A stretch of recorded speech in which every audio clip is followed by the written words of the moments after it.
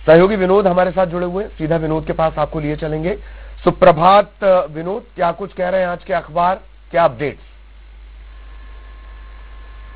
सुप्रभात ललित। आज के अखबारों की अगर हम बात करें तो ठंड का सितम तो धीरे धीरे अब बढ़ ही रहा है, लेकिन उस पर भारी पड़ने वाला है चक्रवाती तूफान जवाद। और ये जो खबर है आज के अखबारों में प्रमुखता के साथ में है। अलर्ट भी जो है जारी किया गया है मौसम विभाग के द्वारा, और प्रधानमंत्री भी खुद इसकी मॉनिटरिंग कर रहे हैं। उन्होंने निर्देश दिए हैं कि टीमों को जो है अलर्ट किया जाए, और साथ ही साथ ये भी तैयारी की जा रही है, क्योंकि जैसा कहा जा रहा है कि शनिवार और रविवार को ये जो तूफान है जवाद वो उड़ीसा और आंध्र प्रदेश के तट से टकराएगा, और उसके बाद इसका जो असर है वो छत्तीसगढ़ में भी 4 और 5 दिसंबर को दिखाई देगा। तो इन तमाम बातों का ध्यान में रखते हुए, हालांकि छत्तीसगढ़ में मौसम विभाग इस तरह की आशंका जता रहा है कि हल्की बारिश होगी और ठंड भी बढ़ेगी, तो उस लिहाज से तैयारी। लेकिन जो उड़ीसा और जहां पर ये तूफान टकराने वाला है, उड़ीसा और आंध्र तट पर, वहां पर अलर्ट जारी कर दिया गया है। जो करीब 14 टीमें जो हैं इसके लिए अलग अलग तरीके से मॉनिटरिंग कर रही हैं।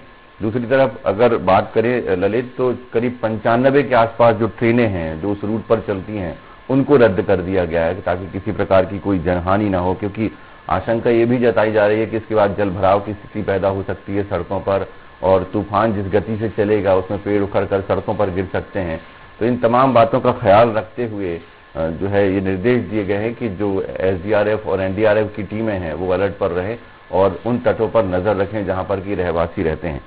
दूसरी खबर बार बार आती है कि जो नदियां हैं वो प्रदूषित हो रही है ललित, और कहीं ना कहीं प्रदूषण का कारण है कि उसमें जो चीजें लोग फेंक देते हैं उसके बाद ये नदियां प्रदूषित हो रही हैं। राजधानी में जो खारून नदी है उसे लेकर के बहुत प्रमुखता के साथ लोगों ने बात उठाई थी, क्योंकि कुछ दिनों पहले ये हुआ था कि प्रदूषण बढ़ जाने के कारण नदी में काफी ज्यादा झाग उत्पन्न हो गया था, और उसके बाद नगर निगम की नींद अब टूटी है और करीब 14 सदस्यीय टीम बनाई गई है जो रोज सफाई कर रही है खारून नदी की। और आज जैसे की संभावना है कि जो खारून नदी के जो गेट हैं, लोहे का बंधान है, उसको खोला जाएगा और साफ सफाई की जा सकेगी, ताकि जो प्रदूषण खारून नदी में बढ़ रहा है उसे खत्म किया जा सके। ये खबर जो है आज के नवभारत में प्रमुखता के साथ प्रकाशित की है।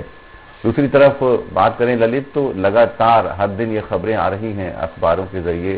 कि जो ओमिक्रॉन है उसकी दस्तक जो है कहीं ना कहीं भारत को परेशान कर सकती है, राजधानी के साथ ही छत्तीसगढ़ को परेशान कर सकती है। तो इसके लिए भी मॉनिटरिंग टीम गठित की गई है। कुछ ये खबरें आज अखबारों की सुर्खियां बनी हुई है। इसमें सबसे खास बात यह कि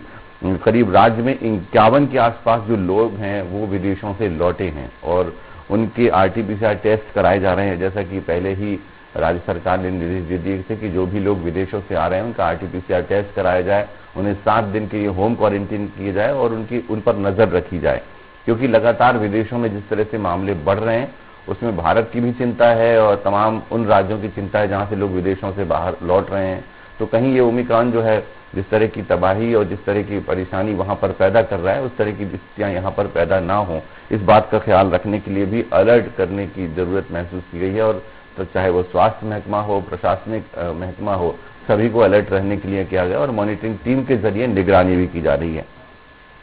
चिटफंड को लेकर के राज्य सरकार काफी ज्यादा सख्त है और उसे लेकर पुलिस ने कार्यवाही भी शुरू कर दी है। आज के कुछ अखबारों में चिटफंड को लेकर के जो कार्यशाला आयोजित कर रहा है पुलिस विभाग प्रशासनिक अधिकारियों के जरिए और दूसरे अन्य विभागों के जरिए, उन खबरों को भी स्थान दिया गया है। और डीजीपी ने अशोक जुनेजा उन्होंने निर्देश भी दे दिए हैं कि चिटफंड के मामले में कार्यवाही तेज की जाए, क्योंकि लगातार ये देखने को आ रहा था कि कुछ समय से जो कार्यवाही है वो शिथिल थी और अब लगातार उस पर शिकंजा कसा जा रहा है। दूसरे प्रांतों से जो चिटफंड के संचालक हैं उन्हें गिरफ्तार करके लाया जा रहा है, क्योंकि मंशा यही रही है सूबे के मुखिया की कि जो चिटफंड कंपनियों ने लोगों के साथ धोखाधड़ी की थी तो उनकी संपत्ति कुर्क करके जो राशि आएगी वो पीड़ितों को वापस लौटाई जाएगी। तो उस दिशा में कदम तेज करने के लिए लगातार पुलिस महकमा और प्रशासनिक महकमा तैयार है और उसी के लेकर कार्यशाला भी जो है आयोजित की गई थी राजधानी में। इसके अलावा बात करें मुख्य सचिव जो हैं उन्होंने अमिताभ जैन ये कल अंग्रेजी स्कूल आरडी तिवारी अंग्रेजी स्कूल में गए थे और वहां पर बच्चों के साथ 10वीं और 12वीं के बच्चों के साथ उन्होंने शिक्षा का स्तर देखा था, क्योंकि आमतौर पर होता है कि जो निजी स्कूल होते हैं अंग्रेजी की पढ़ाई काफी ज्यादा महंगी होती है, तो सरकार ने उन चीजों को ध्यान में रखते हुए कि गरीब लोगों को सस्ती और अच्छी पढ़ाई की सुविधा उपलब्ध हो सके, अंग्रेजी माध्यम के स्कूल बनाए जा सके,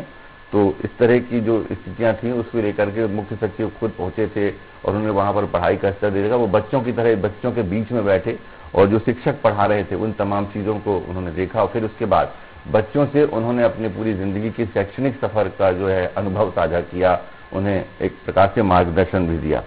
इसके अलावा जीपी सिंह, जिनको की उनकी लगातार मुश्किलें जो हैं वो बढ़ती जा रही ललित, ये खबर भी आज के अखबारों में प्रमुखता के साथ में है। हाई कोर्ट ने उनकी जमानत याचिका को खारिज कर दिया था और उसके बाद उन्होंने रायपुर कोर्ट में भी जो है अपील की थी, लेकिन वहां से भी उन्हें निराशा ही हाथ लगी है और अग्रिम जमानत की जो अर्जी है वो उन्हें नहीं मिल पाई है।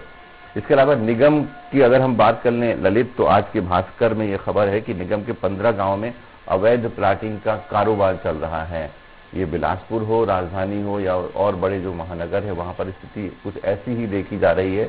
और नगर निगम केवल नोटिस भेजने तक सीमित है जितने भी, और ये जो मुश्किलें हैं उन जगहों पर ज्यादा बढ़ रही है जो पहले गांव में थे और अब शहरी सीमा में शामिल हो गए,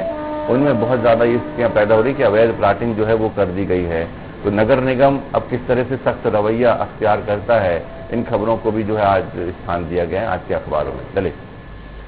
चलिए, बहुत बहुत शुक्रिया आपका इस तमाम जानकारी के लिए। सहयोगी विनोद विस्तार से जानकारी दे रहे थे आज क्या कुछ अखबारों में लिखा हुआ है और कौन सी वो महत्वपूर्ण खबरें रहेंगी जिन पर आपके लिए हमारी नजर लगातार बनी रहेगी। अब सुकमा से मिल रही